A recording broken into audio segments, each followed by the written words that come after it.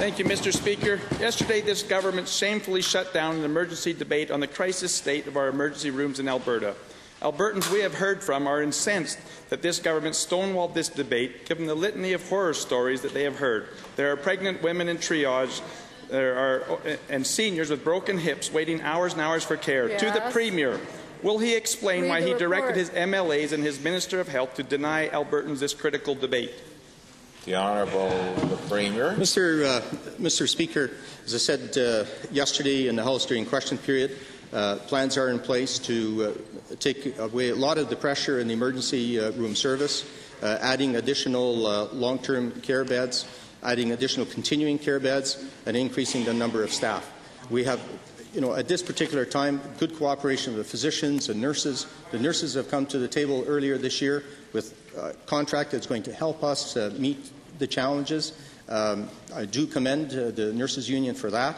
I know the doctors are continuing to negotiate with the government, and we're going to continue to work together to improve the performance of our healthcare system. The honourable member. With due respect to the Premier, he didn't answer the question. Given the hundreds of examples of emergency room horror stories and the escalating issues over the last 2.5 years with nothing being addressed, why did he and the Health Minister say no to this important debate yesterday in the House? The Honourable the Premier. Mr. Speaker, nobody said no. This is a practice in the House.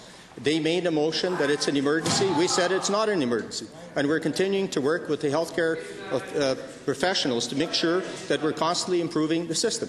Chatting about it and debating about it here in this particular assembly is not going to give us more beds, it's not going to get more nurses working, nor it's going to attract more physicians to the province. That's the plan we have, and we're tackling it right now.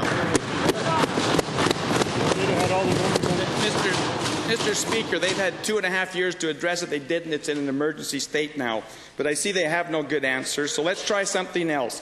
Given that these horror stories were only from one emergency ward in Alberta, will the Premier show some leadership, do the right thing, and release the full list of suboptimal outcomes for every Alberta hospital so Albertans have a real full picture of the crisis that exists in this province? Release the list. Premier.